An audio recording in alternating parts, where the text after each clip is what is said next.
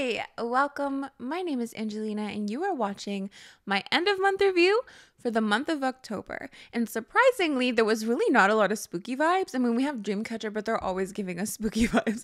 I was expecting a lot more. What the hell? But anyways, this is basically where we take a look at some debuts and comebacks for the month of October and rank them using my super fancy tier ranking system. Now, before we get into the tier explanations, don't forget to like, comment, and share this video with friends you don't have. You can also subscribe and join my channel members by clicking the join button next to the subscribe button, but let's get into those tier explanations. So at the very top, of course, we have Big Booty Bop. The best song. These are songs that are love at first sight and I am obsessed with them. Followed by, of course, Cup of Milk. These are songs that end up on my playlist, but they don't last too long, if you know what I mean. Like a Cup of Milk. We've been through this so many times. I think you get it. Right below that tier, we have Second Gen vibes. These are songs that we casually like. If they randomly played on a playlist, we probably wouldn't skip them. But, you know, nothing more than that. Then below that, of course, we have the grower tier for songs that took a little time to get into our hearts, you know? Which is followed by one of my favorite tiers, the Forgettable tier, which is pretty self-explanatory. They're just songs, they might have been hyped up, but at the end of the day, like, I do not remember what they sound like. Forgettable, which is then followed by YG's Dungeon. These are songs that need more time to simmer. There's something like tangibly wrong with them, like something I would actually change about them. Before we finish off with, of course, Not My Cup of Tea. They're just songs I simply don't like straight up, I don't like them. Sometimes they feel neutral, but most of the time they're just, I wouldn't listen to them again. So with that out of the way, let's finally get into the releases of this month. Let's talk about Treasure and their release with Hello from their second mini album titled The Second Step Chapter 2.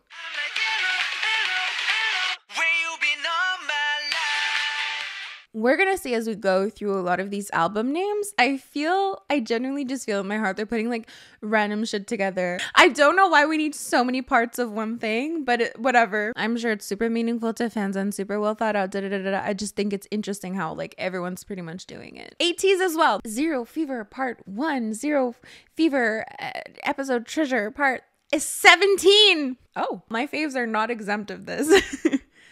Just Blackpink, because I mean, there's not.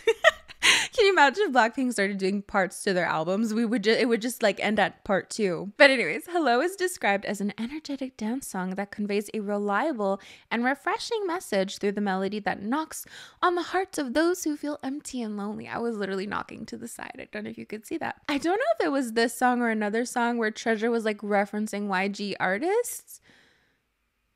I don't know. When I listened to it, I didn't really catch anything except for the lyrics that literally say, hello, where you've been all my life. Clearly a reference to G-Dragon's Hello featuring Dada, right? Did we all just collectively forget that this existed? Terribly funny joke aside, I want you to just open your imagination up just for a little bit, because the first thing I noticed about this song is that the beginning beat almost sounds like Haru Haru by Big Bang, but like a more modernized, faster version. So we're gonna play them side by side and see let's see.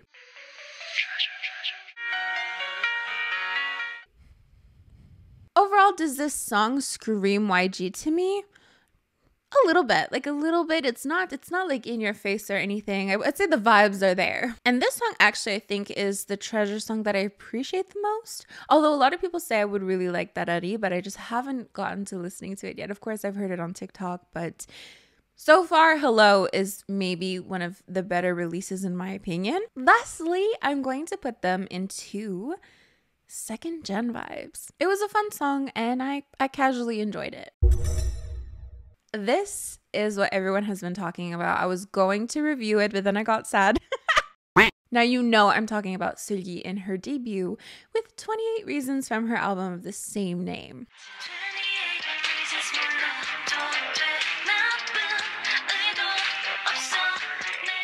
This is a pop dance track with groovy and heavy bass sounds and whistle effects. Before hearing this song, truthfully, I thought it was going to be super busy. That was my expectation. I thought it would be kind of maybe a more toned down version of Hyoyeon's Deep. Surprise, surprise. It really wasn't busy at all. Anyways, the lyrics apparently raised questions about the many reasons involved in relationships. So, before I could even listen to the song, I just saw fan cams everywhere. And I could feel the SM anti in me leaving my body. And I was expecting that if I heard it with the sound on. You know when you're just like scrolling through your Instagram For You page? I don't fucking know. I just saw it quite often, but I never heard it. So when I finally heard it, I was really surprised. I thought it was just gonna like look immaculate and then sound like shit, but it really didn't. It really didn't. And it's surprising to me because I feel like SM had the opportunity to add in like a random ass beat to counteract whatever we were hearing to make it more of like that SM busy sound. But they didn't. They let her breathe. They let her just like enjoy the smoothness of this song, and I appreciated that. It had very late 90s, early 2000s vibes, very in line with what is popular. Remember I said like 90s would become popular? It does sound very similar. I don't think I can pinpoint it, but it sounds similar. Familiar, actually. Sorry. I don't know if it's just because we're hearing a lot more R&B sounds recently, or if there's like a specific song I'm thinking of, but either way, this goes into second gen vibes. I would honestly not skip this if it started randomly playing. Mamamoo, to my surprise, made a comeback with Illela from their 12th mini album, Mic On.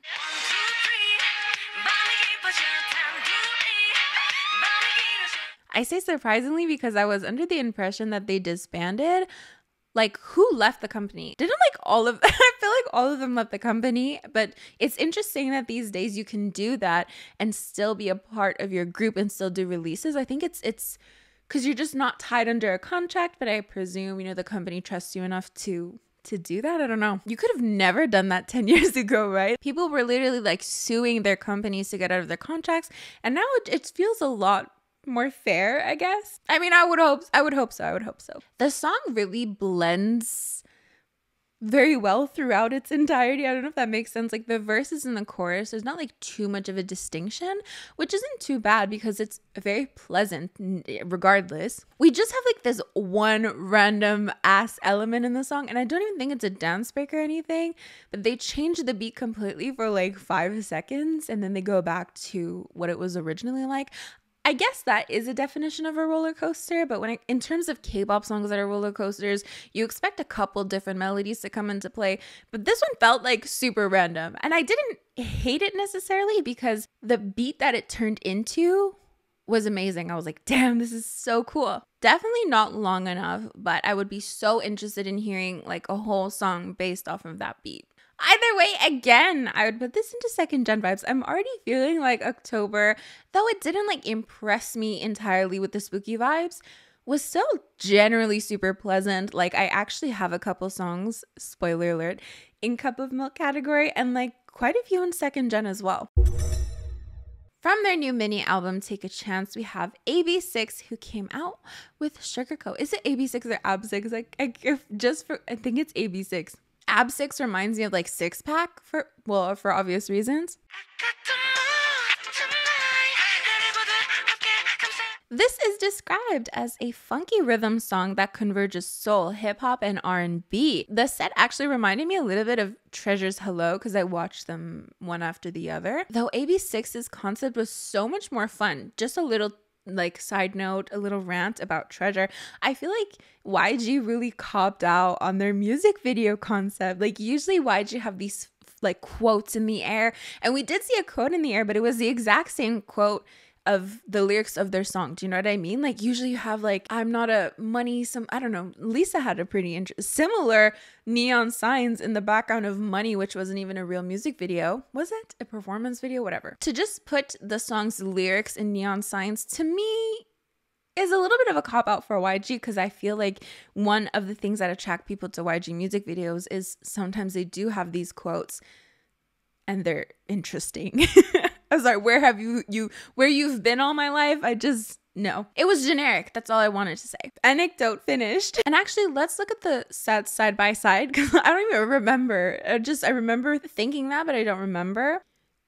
Maybe it's a little bit more similar to Itzy Sneakers, actually. But I loved the candy theme. It was very magical. We had like transparent balls. I don't know. You know, when you're playing pool and you have those balls. Anyways, they were transparent. A member was feeding candy as payment into a machine. I thought that was really cool. Despite all of this, it really wasn't my thing sound-wise. So for those reasons, I think I'm gonna put this into YG's Dungeon, actually. With their title track, Long Live the King, we now have Kingdom from their album. I'm struggling, please. From their album. I don't know what I was trying to... From their album, History of Kingdom, Part Something Louis or Louis. I don't know what the symbol is. Don't at me. I thought it was a Korean P, to be honest. Like, piep. The piano was beautiful. It's the thing that stood out to me the most in the intro. And as usual, they really do have quite a majestic sound. So I appreciate their consistency. And I appreciate them going all out for this concept because they were in like old ass clothing. Like it wasn't, I would say Boy Crush is super popular, right? And they're always dressed really cool. This was cool in a different way. Like, it just wasn't like cool hot, if that makes sense. But I appreciate it. I appreciate them going all out. Like, they were like, we're doing like, I keep wanting to say medieval. I don't know if that's the era. Like, that's the accurate era. But you get what I mean. Like, they went all out, the frills and everything. The only complaint I have is like the color grading of the music video. It felt off, you know, in scenes where I feel like it could have looked a little cooler.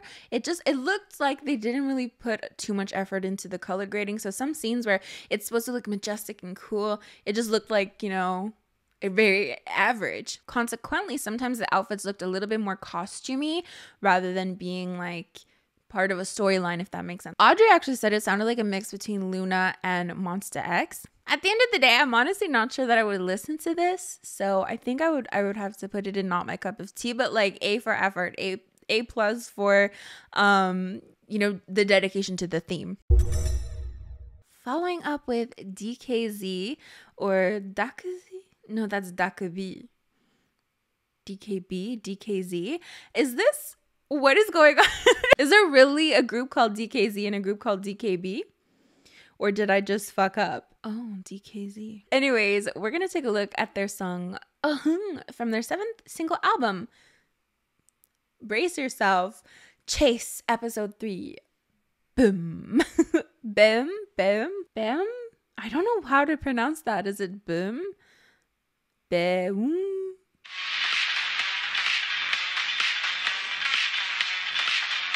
I'm not sure of the meaning exactly. I think I read it was like tiger is gonna chase you or something, because it says Uh-Heung, but the Korean title, there's tiger in it, so I was curious about that. Described as a powerful song that delivers the message of walking one's own path with confidence and bravery in a world rife with temptation and fear. After hearing it, it seemed like something, you know, Hoshi would like. I think Uh-Heung is like the sound of a tiger, if I'm not mistaken. Please don't quote me on that. I remember Hoshi did like a special dance thing to I'm a tiger. What's it called? I'm a tiger. Yeah, a tiger. 호랑이. Yeah, he did a song called Tiger, 호랑이, and he did the same sound, A-Heung, or something like that. Anyways, don't quote me on that. Similarly to the previous song, I was really intrigued with the acoustics in the instrumental. And the most interesting part, this is really what stood out to me the most, is like this guy was doing his rap and then he would like end it abruptly with like a Do you know what I mean? I'll play a snippet. And I thought that sounded so cool. Like, you would think it would take you totally out of the experience, but like it felt quite immersive and I liked it. So that I really appreciated that part. The chorus is a little bit too busy for me, and I will admit I'm getting used to those types of choruses and even starting to enjoy them sometimes, but as usual, I feel like it's just like a little bit off-putting at first. Like, you can get used to it, but it's off-putting at first. Here's what these busy songs sound like to me. Like, if we're thinking Hype Boy, a lot of SM songs, even this song, it feels like you started playing this song twice. Like, there's 2 tabs open on YouTube playing this song, but like 1 second delay from each other. So it just sounds like there's 2 songs playing at once, and I don't love that immediately. As for where I'd rank it, I think I'll have to put it as well in YG's Dungeon, just because like I said, the verses to me were so intriguing, and I would just change that chorus a bit, and then it'd be more up my alley. Now, let's finally talk about Stray Kids' Case 143 from their mini album Maxident. This is another song that I was going to review on my main channel. I ended up making it a channel member video because everything was going wrong again. Like the lights were it was really early in the morning, so the lights were not good. And then I forgot to delete shit off my camera. So it just stopped. It literally just stopped. And I was like, no, bye. I watched a bit of Felix and Bangchan on Eric Nam's podcast, and it seems the way they describe the album is that it's like a maximum accident falling in love. And this is kind of a new concept for Stray Kids because I don't remember them ever really doing like something lovey-dovey like this. Like it still sounds like a Stray Kids song, but it's a little more cute, you know what I mean? In that same breath, I just don't love the way that it was executed. It's like, yeah, we're in love, but like it's a maxident. We're maxidentally in love. I didn't love it. I didn't love the sound. I appreciated them trying something slightly new while keeping their core sound. But at the end of the day, it just really wasn't for me. So I'm going to put this, unfortunately, in not my cup of tea. Moving on to Dreamcatcher's Vision from their mini album Apocalypse, Follow Us. This is described as a dark techno genre song meshed with electronic sounds and expresses Dreamcatcher's vision of the future. I also noticed we had some ATEEZ producer credits on this. Not ATEEZ produced the song, but ATEEZ producers credited on the song. So I was really intrigued. This is my usual critique for Dreamcatcher songs. I think you will hear this in any video where I review them. I basically say like, sick. It sounds sick. It's super cool. Love the dark vibes. It's just not for me. I think if you've watched me long enough, you'll remember. I'll just be like, I like it, but I like it from far. It's just not in line with what I want to listen to right now. And I thought the same for this. I was going into it thinking like it's going to be really cool. Again, I just won't want to listen to it, but I was wrong. I actually added this to my playlist. There's something about that chorus that just sucks me in. So this actually goes into Cup of Milk. Now we have Kwon Fun Bi's Underwater from her third mini album Lethality. This is described as a pop dance song with lyrics that compare one's deep and intense desire to own a loved one and be together forever to the mysterious deep sea. That's interesting. For her debut, Glitch, I feel like she went hard with that concept, The title is Glitch, and then the instrumentals like tickled your brain. Like it just fit for me. So similarly, Underwater, we also have like instrumentals that feel a little under the sea. The thing is, it does sound very familiar, which leads me to think that it's a little generic because there's so many songs that I'm pointing to like, oh, it reminds me of this, it reminds me of that. Nothing too specific though. My first thought was from Nxde This Way, but I don't think that's right. There is a part in the song where she says something like underwater, and it reminded me so much of Shiny's Atlantis. Otherwise, I'm not too sure. I think I'm gonna put this into YG's Dungeon actually. Though again, I do appreciate the dedication to the theme. From their 11th mini album, codename Arrow, Uptension have come out with What If Love. I wanna know, what if love. Enough with that.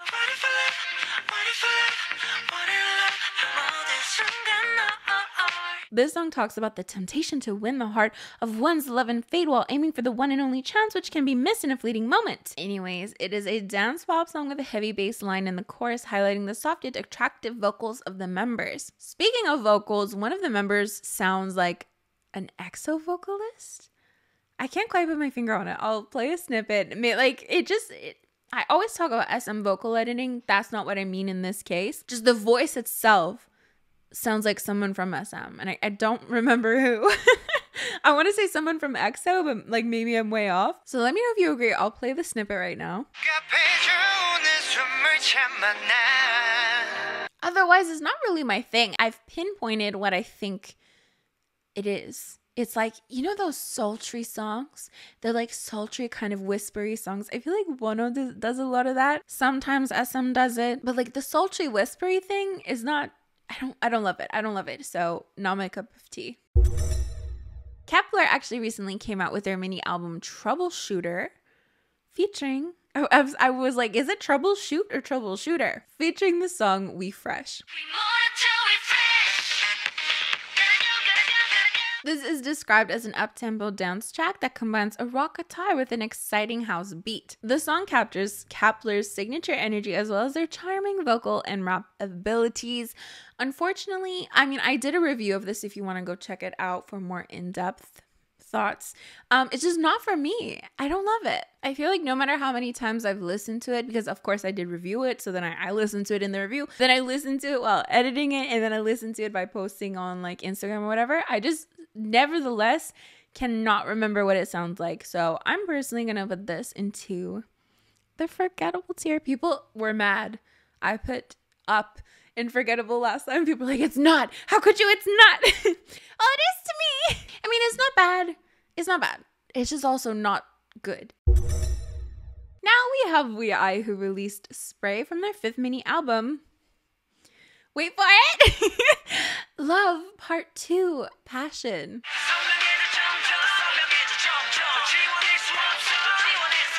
This song captures the passionate emotion of love while expressing the group's resolve to scatter all their colors onto a canvas like graffiti. I'm glad they wrote that because out of context, I'm thinking of skunks. Spray, skunks. You know, they even mention pheromones in the song. So I'm like, okay, is this song about a skunk? Very unromantic, very not visually or doesn't sound great. Regardless, even with context, the lyrics are a little awkward. Like Spray just doesn't sound amazing. Again, it sounds a little weird. The sound, however, was really not bad at all. So I'm gonna put this into second gen vibes actually. From their 4th EP. This is a mouthful, wait for it. Prelude of Love, Chapter 1, Puppy Love. It's always love, isn't it? Like love chapter 1, love chapter 2, something puppies. Fuck.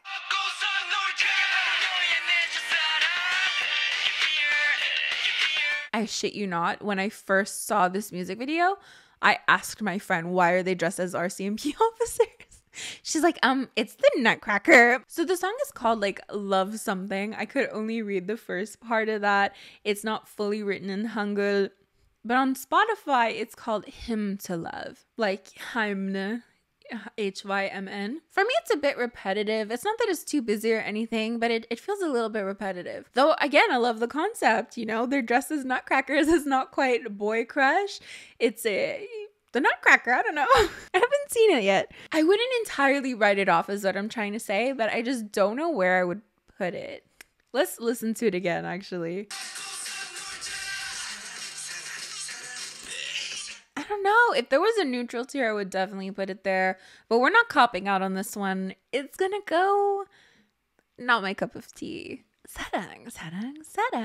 It was pretty catchy though. From his single album Bittersweet, we have Wonho, who came back with Don't Regret.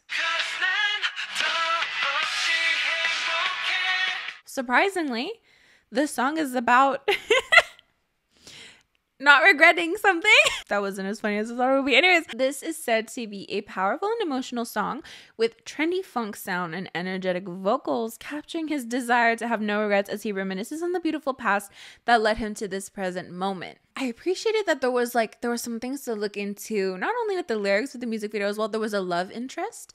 There was maybe a semblance of a storyline, but essentially he says, when I go back and stand before you, nothing will change. And this refers to the fact that he doesn't regret anything because he's effectively in the first verse referring to the bad parts of the relationship. And then in the second verse, he's referring to the good parts of the relationship, both of which he doesn't regret. He doesn't regret telling her that he doesn't love her and making her cry, just like he doesn't regret telling her that he does love her and holding her, because no matter what happened, it led him to this present moment where he feels happiest. And I think this present moment, like, she's in his life presently, so like no matter what happened, good, bad, you know, it ended up working out. Something like that. I think this song is a good lesson that you can't have good without bad. And I like the fact that that's highlighted. Like, yeah, we might have loved each other. We might have made each other cry. But like, nothing is ever going to be just one or the other. Now, again, I don't know if there's necessarily a storyline. I'm very open to your suggestions below. But we do have an obligatory running shirtless scene.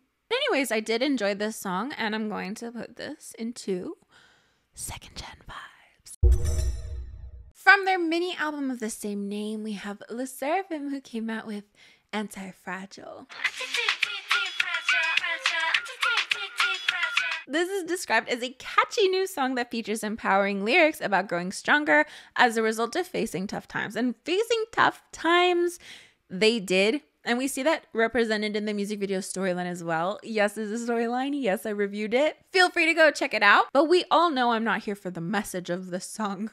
I'm here for the booty dance and the entity, fragile, entity. It's addictive. It is so addictive. I praised this song in my review, and yet you guys want to focus on all the songs I didn't like. You guys conveniently always forget when I do praise songs, and you're just like, you're a hater. You hated this, this, and this, and it's like, I know you're purposely leaving out the songs I did like to make me look bad.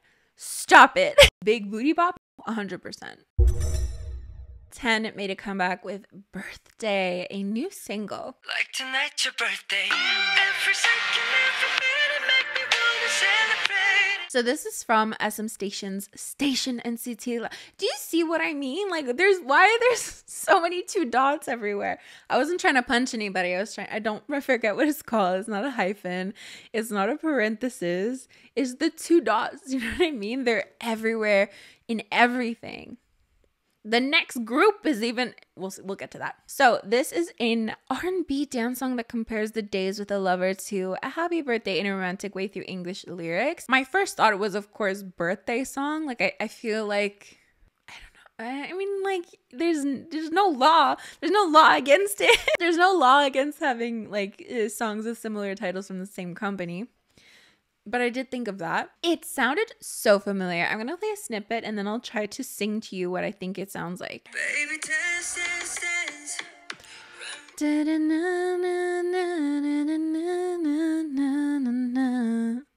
Right? Do you hear it? So please help me out with that. As for the sound, I feel like a broken record, and I feel like SM is purposely just trying to make me look bad. I just didn't love it. And I don't have the same critiques like, oh, it's an SM song. I just don't vibe with the SM vibes of it. Because it felt the least amount of SM vibes, in my opinion. Like, when I say SM sound, I don't mean R&B. And I think people misinterpret that. Anyone can do R&B. Do you know what I mean? It's just SM specifically have a sound, okay? Leave me alone. I just didn't love it. I just didn't love it. It's not my cup of tea. As I mentioned previously, like the slow and sultry whisper type thing, I don't love it. So, not my cup of tea. Now let's take a look at Classy's double title track with Zealous and Tick Tock Boom. Tick, tick, boom. So, it seems Tick Tock Boom compares them to flowers expressing inner beauty through R&B dance style music, while Zealous highlights their diverse sides. I listened to both, so here's what I think. First of all, Tick Tock Boom fittingly starts off with the sound of a clock, and we do have a storyline in this. So essentially, they're expressing, you know, the struggles of following a different path, following their dreams. Then they see on their phones there's like an audition program, and they go on, they fight each other, not literally, and then they end up debuting and inspiring the youth. But then it seems to me it ends up being just like a dream, but then it encourages them to actually go and follow their dreams, because look where they could end up. And the tick-tock of the clock almost felt like it encouraged them, like, look, you know, time is only going by, right? Just do it. The instrumental does have like a semblance of the instrumentals that I'm usually drawn to, but there was just something missing. I wasn't entirely feeling it, but it wasn't my favorite either. If we had the neutral tier, I would totally put that in there, but we're gonna have to go for YG's Dungeon. I feel bad putting it so low into not my cup of tea, so I think YG's Dungeon is a good little middle. As for Zealous, again, I feel like I have the same critique, that it seems more in line with the instrumentals that I'm usually drawn to, but it just didn't quite work in this case. I thought it would be super badass because the lyrics are literally like, we're zealous, you're jealous. But I didn't really get the music video, and there were so many editing errors in the music video. Let me just point out, at the 2:39 mark, they literally just like put the same clip twice. I don't know if that was an accident. I don't know if they didn't have, and like it wouldn't make sense they wouldn't have something else to put there, because you know there's scenes where they're not singing or anything. You could have just put that there. I also haven't decided if this is like an anti-capitalist music video or if they're just bragging about how rich they are, because like they have bats and they're walking around and it seems like it's nighttime and the stores are closed and it looks like they're about to break in and steal shit. But then in the end, like, she's eating diamonds and bragging. So, you know, I'm on the fence about that. So we're just going to keep this same photo in YG's dungeon. But I will say, I think they deserve a better editor. Someone who's like more attentive to these things.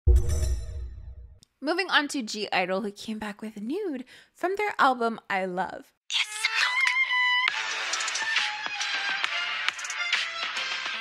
I like their album title names like I Burn, I Love. Oddly doesn't remind me of Apple, but it's just so simple. It's not like I Love part 86. I don't know. I actually reviewed this song as well if you'd like to check it out. I'm just going to reiterate that I appreciate the symbolism. I appreciate what the song is about and the meaning and all that. I don't love the sound. So and I know Netherlands are never going to forgive me for this. I'm going to put it into Forgettable, though I'm acknowledging it is not Forgettable. I think it's quite a hit, actually, isn't it? I hear it a lot when I'm on TikTok. So it's not technically Forgettable for you. It's just, it just is for me, okay? I will say I did fall back in love for the second time with Hwa. Most notably, the Thai version is just so beautiful.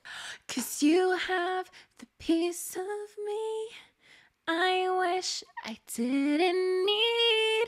That's what 10 songs sounds like. Sorry. I just thought of it now. Jin released his new single, The Astronaut, which is, well, it's just a single actually, but it was co-written by Coldplay. For whatever reason, I was expecting this to sound or be similar to On by BTS because the thumbnails, the color palettes are quite similar, aren't they? And then with the title like The Astronaut, I was expecting it, I don't know why, I kept thinking of Rocket Man mixed with Coldplay and then of course mixed with On. And we all know how much I strongly dislike Coldplay. I was fully expecting to just not vibe with the song because again, I don't love Coldplay and I haven't really vibed with a lot of more recent BTS music either. But listening to it, I was like, wait a minute. How did they manage to do that? Because of course, yes, it's an overdone retro sound, but somehow they made it sound really revitalized. And this part in particular, I'm gonna play it. It's my favorite. I don't know, it just brings something out in me. Now, I don't 100% get the music video. It was a little bit confusing, but I like that. Like it forced me to use my brains a bit. But we basically see him beside a crashed UFO and he's wearing a helmet. So like, did he come out of that UFO? Is that his UFO? Or spaceship. It seemed more alien-esque than anything, but I don't know. We then cut to him being home and he just looks a little miserable. He looks like he's just walking through life as a zombie. You see people walking into him. But then it seems like he's finding joy within familial relationships. I don't know. The little girl, I don't know who she is to him, but he's like taking care of her and all that jazz. But then he's in another suit and he goes back to the UFO before he like turns around and goes home, and then he's doing like a crossword and it says family. So there's a lot of things kind of going on. I just don't know what the sequence of them necessarily mean. Like the message, the underlying message is like family is the most important. But like I don't get it. Was he actually the astronaut? Was he wanting to, you know, go into a different universe because he wasn't happy here? But then he realized everything he had was on the ground. Miss Rosie missed out on some alien shit, let me tell you. I think it could be interpreted in a multitude of ways, so I'm curious to hear what you guys think of it. But my main thing that I kind of got from it is he's like walking through life like a zombie. He wants to escape, but in the end he realizes he has everything he needs. Not my favorite plot of all time, but it's a plot, isn't it? But surprisingly, we're a cup of milk. Now we have to review Itzy's Boys Like You from their unknown album as of now, but it is a pre-release English single.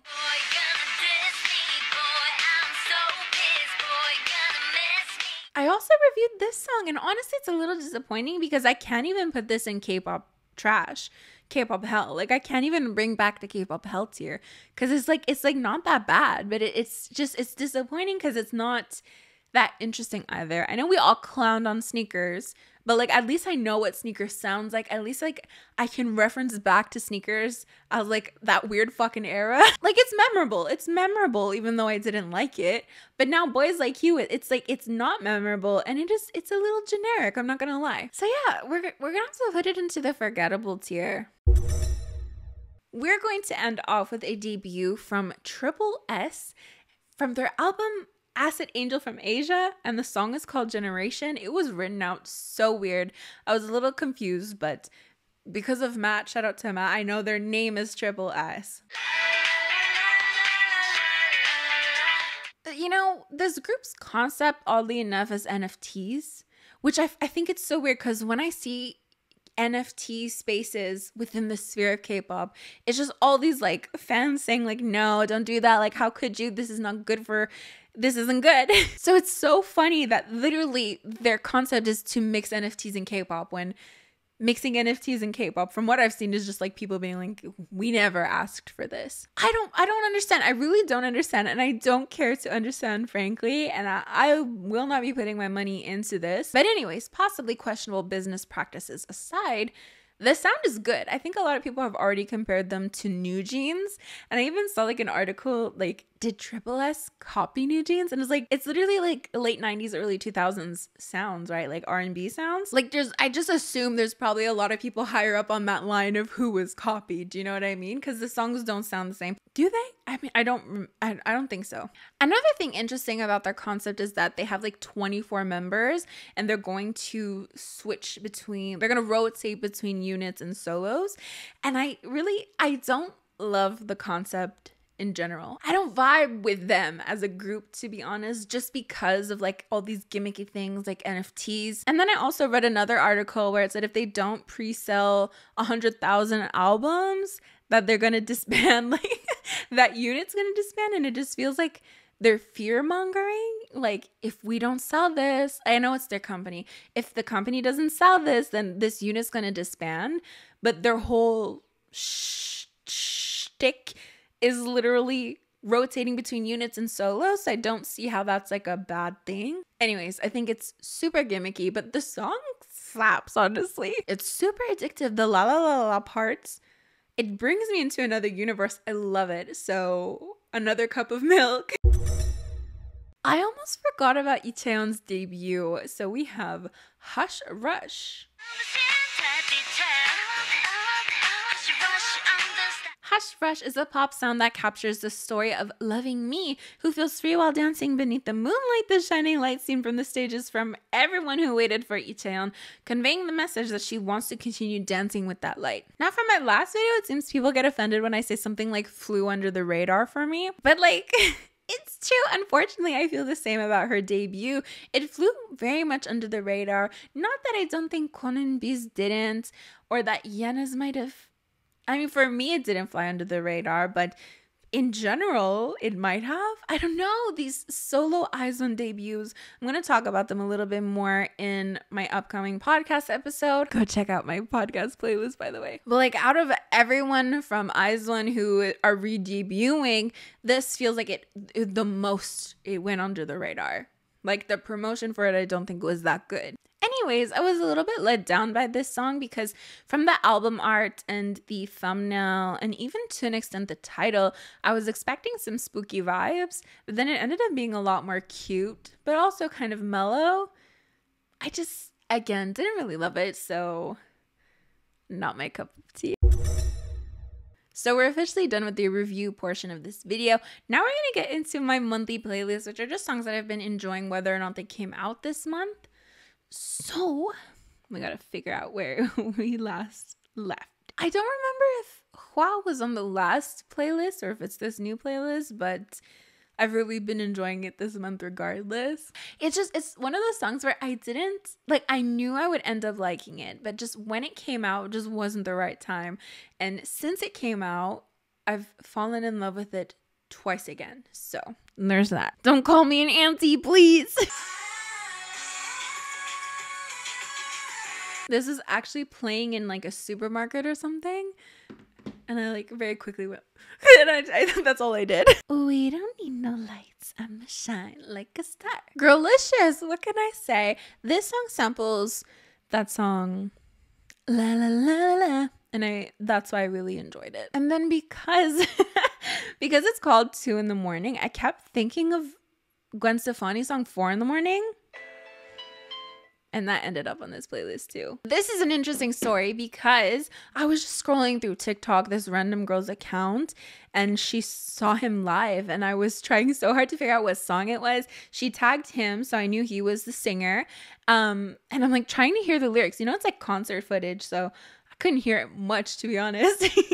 I'm like trying to put together like what is being said, and I couldn't fucking find it for the life of me. I don't know. You know, you can literally just go on Google. I could have used Shazam, but you go on Google, you just write the artist's name and a couple words and then lyrics, and it usually pops up. But for this one, it was so hard. But I found it. It sounded more magical in the concert footage, but I still enjoyed it. I know you guys are surprised. I'm surprised. We're all surprised. I ended up liking Hype Boy. So all of you who were mean to me for not liking Hype Boy, bet you feel kind of stupid now. Someone was literally mad that I didn't like Hype Boy yesterday. Like, you don't like anything. You don't like Hype Boy? Well, now I do. How does it feel? I still think it's a little too busy, but the chorus, it makes up for it. I also fell in love with After Like. This is a tragic love story. So I love Cross Jeans La Di Da Di. It's one of my all-time favorite K-pop songs in this world. I'm not even lying. We're exaggerating. Why would I lie about that? It's one of my top, okay? When I think of like the best K-pop songs in the world. I don't know why. There's just something about La Di Da Di. But the Korean version is not available on Spotify. Truly heartbreaking. I don't know why, because usually it's the Japanese versions of songs or Japanese songs that I don't have access to. Like, I do not have access to Girls' Generation Japanese discography whatsoever. It just doesn't exist. But then suddenly the Korean version of this song doesn't exist. So I'm like, okay, I get, you know, beggars can't be choosers. I kept writing this song off because it was in Japanese, and I know the Korean version, you know, like 사랑하겠지 몰라. Like it just hits a certain way. So I've just been learning it in Japanese. Wonho Bi grew on me because I was so disappointed in Boys Like You, and I remember saying like I missed our Wonho Bi era, and you know, I'm reliving it. I had to support my favorite TikToker in the world, Samy Landry, and it's called Mon Sac Tabarnak.